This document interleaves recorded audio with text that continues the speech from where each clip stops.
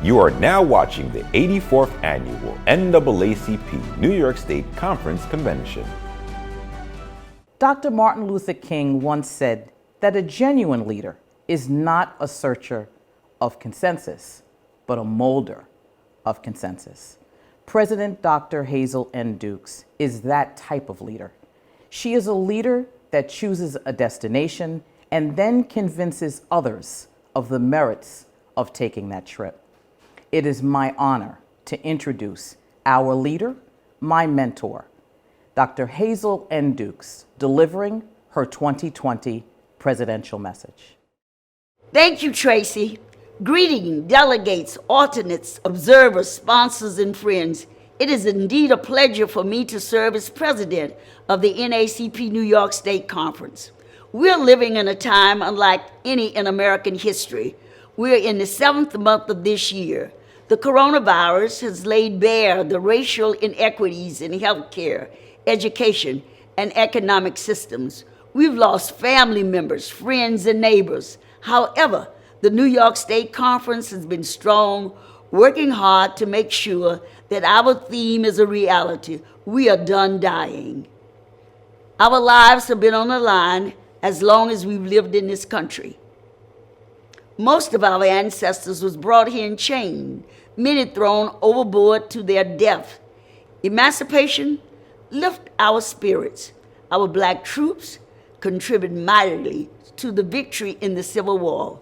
We have made substantial gains during Reconstruction, including many Black people holding public office, until political leaders gave into Jim Crow to forge a racial coalition that worked to disenfranchise us for another 100 years, but we endured. The Civil Rights Movement lifted our spirits, and by putting our lives on the line, we integrated the military in separate but equal, won protection from discrimination, and secured our voting rights. Some of our gains, such as voting rights, have already been gutted, and more are under threat. And we are still suffering from racist policing that threaten our lives on a daily basis, because driving while Black and walking while Black is still leading some police to kill our brothers and sisters, from Amadou Diallo to Eric Gardner to Sandra Bland, George Floyd, Daniel Pruitt, 12-year-old Tamir Rice, and Breonna Taylor, who was massacred in her own home while police executed an unjust no-knock warrant. We know their names, and in many cases, we know exactly how they were killed because we now have video. The whole world watched the execution of George Floyd for 8 minutes and 46 seconds. His murder, one of the few where police were indicted, sparked a worldwide movement for racial justice and change right in the middle of this hard pandemic.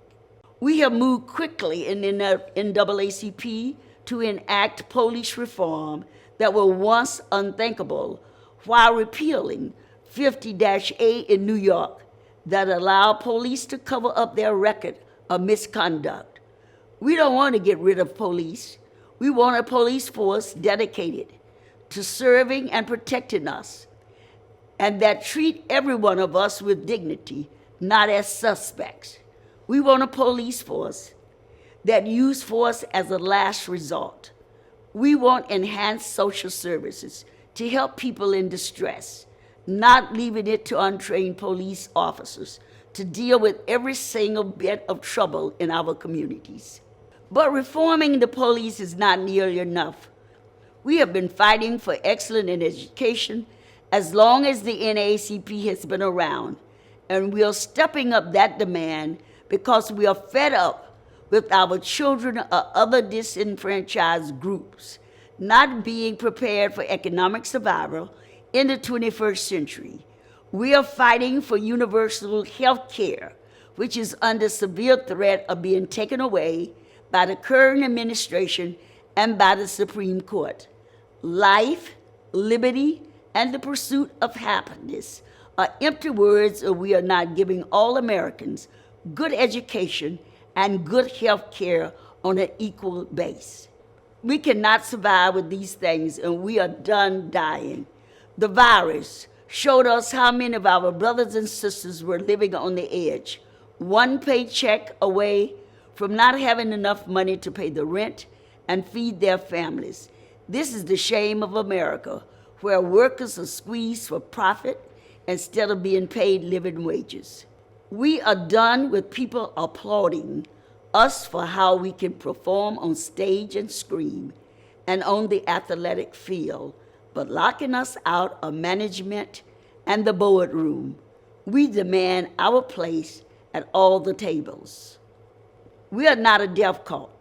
Unlike some, we wear our masks. We protect ourselves and each other from infections. We are determined to live through this and continue to build a just society in which we can live when this latest health crisis is over. It is a frightening time, but it's also a fertile time.